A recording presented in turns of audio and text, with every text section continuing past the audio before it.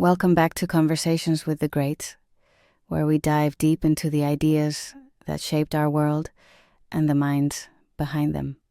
I'm your host, Awi, and today we have an extraordinary guest, a man whose ideas have stood the test of time and continue to influence philosophy, science, and even our everyday lives. Please join me in welcoming the one and only Immanuel Kant. Thank you, Awi. I must say it is rather unexpected to find myself in this era, but I am pleased to engage in this enlightening conversation. We're thrilled to have you here, Kant. Let's start at the beginning. You were born in 1724 in Königsberg, which is now Kaliningrad, Russia. Could you tell us a bit about your upbringing and how it influenced your journey into philosophy? Certainly. I was born into a modest family. My father was a harness maker, and we lived a life that could best be described as humble but stable. My mother, however, was a deeply pious woman, and she instilled in me a sense of moral duty and reverence for the natural order of the world. These early lessons in morality and structure were the seeds that later blossomed into my philosophical inquiries. My education was another cornerstone of my development. I attended the Collegium Fridericianum, a pietist school where I studied religion, Latin, and classical literature. Pietism, with its emphasis on inner morality rather than external ritual, resonated deeply with me and became a precursor to my later exploration of ethics. I then went on to the University of Königsberg, where I studied mathematics, physics, and philosophy. The intellectual landscape of the time was teeming with new ideas: Newtonian physics, the works of Leibniz and Wolff, and the emerging Enlightenment ideals. These influences combined to shape my early philosophical pursuits. Fascinating. You mentioned Newtonian physics. I understand that science played a significant role in your early career. Could you elaborate on that? Indeed, science was a critical part of my intellectual development. In my early work, I sought to reconcile metaphysics with the discoveries of natural science. One of my lesser-known contributions was in astronomy. I proposed that the formation of the solar system could be explained through natural laws rather than divine intervention. This idea, known as the nebular hypothesis, was quite revolutionary at the time and showed my commitment to applying reason and observation to the mysteries of the universe. However, while I admired the empirical rigor of science, I also recognized its limitations. This realization led me to question how we acquire knowledge and the boundaries of human understanding. These questions would later culminate in my magnum opus, The Critique of Pure Reason. Perfect, Kant. Let's dive into the Critique of Pure Reason. It's considered one of the most challenging yet groundbreaking works in philosophy. For our listeners who might not be familiar, could you break down its core ideas? The Critique of Pure Reason is indeed a complex work, but its essence can be distilled into a few key ideas. The central question I sought to answer was this: what are the limits and capabilities of human reason? I argued that all our knowledge begins with experience, but not all of it arises from experience. To explain this, I introduced the concept of a priori knowledge, knowledge that exists independently of experience, and a posteriori knowledge, which is derived from experience. One of my major contributions was the idea of the categories of understanding. These are innate mental structures that shape how we perceive the world. For example, concepts like causality, time, and space are not properties of the external world, but rather ways our minds organize sensory data. This led to my theory of transcendental idealism. I posited that while we can know phenomena, the world as it appears to us, we cannot know things in themselves, or noumena.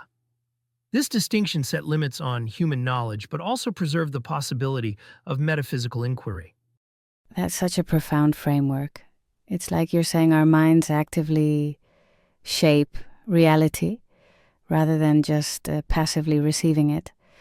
How did this idea challenge the philosophies of your time? My ideas were a response to the polarities of rationalism and empiricism.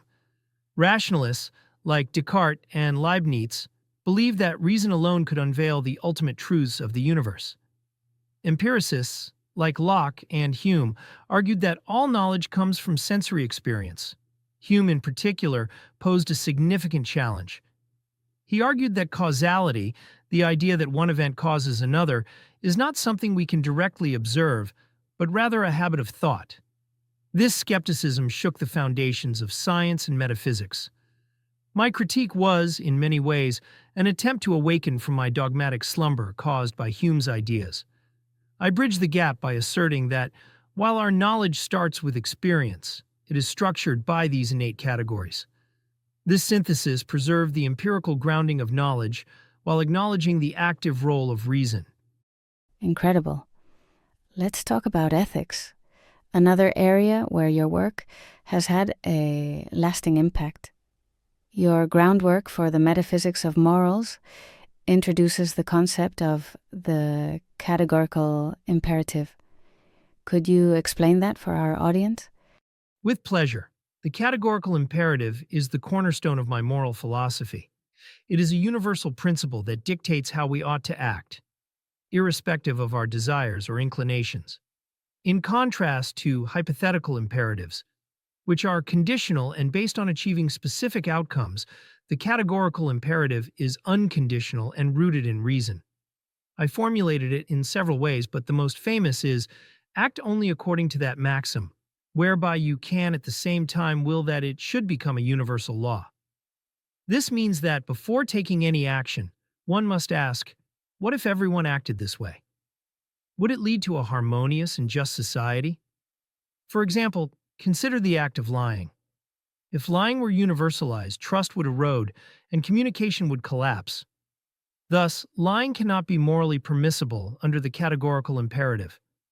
Another formulation is to treat humanity, whether in oneself or others, always as an end and never merely as a means. This emphasizes the intrinsic worth of every individual and prohibits using people as mere tools for personal gain. It's such a powerful and uncompromising moral framework. But it's also been criticized for being among too rigid. What would you say to those who find it impractical? That is a fair observation.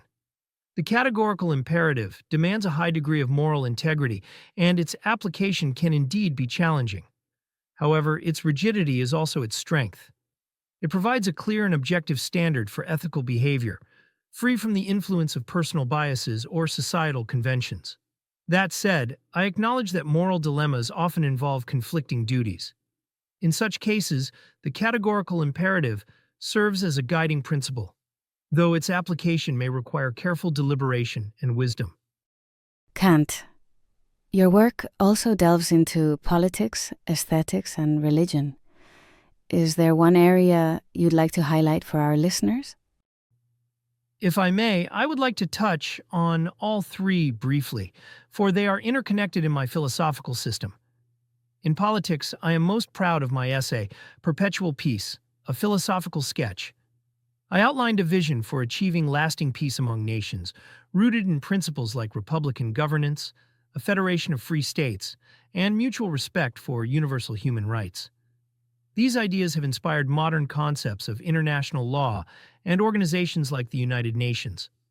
Though the path to peace is fraught with challenges, I believe reason and goodwill can guide humanity toward this ideal. In aesthetics, my critique of judgment explores the nature of beauty and the sublime. I argued that aesthetic judgment is both subjective and universal. When we find something beautiful, it is not merely a personal preference, but a feeling we believe others should share. This universality arises from the harmony between imagination and understanding, which evokes a sense of purposiveness without a definite purpose. It is through art and beauty that we glimpse the deeper unity of human experience. Finally, in religion, my work, Religion Within the Boundaries of Mere Reason, sought to reconcile faith with reason. I emphasize moral religion over dogmatic theology, arguing that true religion lies in living a virtuous life in accordance with the moral law. This approach preserves the spiritual dimension of human existence while avoiding the pitfalls of superstition and fanaticism. Such profound insights, Kant. Politics, aesthetics, and religion. Your work truly encompasses the full spectrum of human experience. Can we take a deeper dive into aesthetics? What do you think is the role of art in society? Art serves as a bridge between the sensuous and the intellectual. It allows us to experience beauty and the sublime, two essential aspects of our humanity. Beauty provides us with a sense of harmony and order, reflecting the unity we seek in our understanding of the world. The sublime, on the other hand, confronts us with the vastness and power of nature, evoking a sense of awe and humility. Art also fosters empathy and shared understanding. When we engage with a work of art, we participate in a universal dialogue that transcends cultural and temporal boundaries. This universality is not about conformity, but about shared humanity, a reminder of the common threads that bind us all.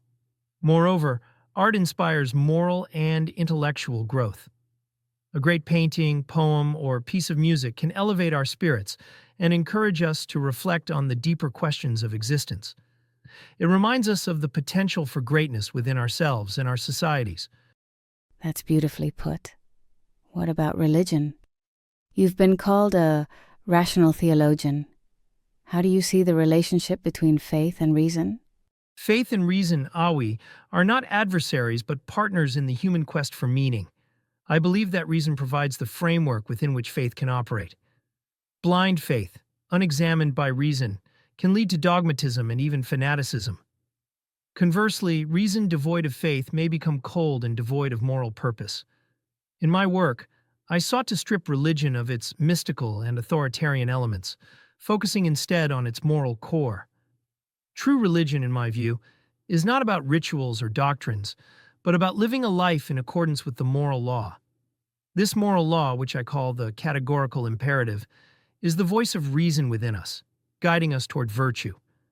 Religion thus serves as a source of hope and moral strength, inspiring us to strive for the highest good, a union of virtue and happiness. It also provides a sense of purpose and community, connecting us to something greater than ourselves. Thank you for sharing that, Kant. As we wrap up, what message would you like to leave our listeners with? My message, Awi, is one of hope and responsibility. The Enlightenment motto, sapere aude, dare to know, remains as relevant today as it was in my time. Use your reason courageously and independently.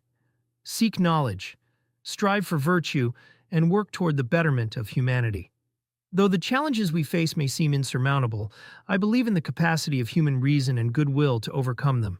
As individuals and as a species, we are called to progress toward an ideal of universal peace, justice, and harmony. Let us embrace this challenge with determination and humility. What a powerful note to end on. Thank you, Immanuel Kant, for joining us today and sharing your timeless wisdom.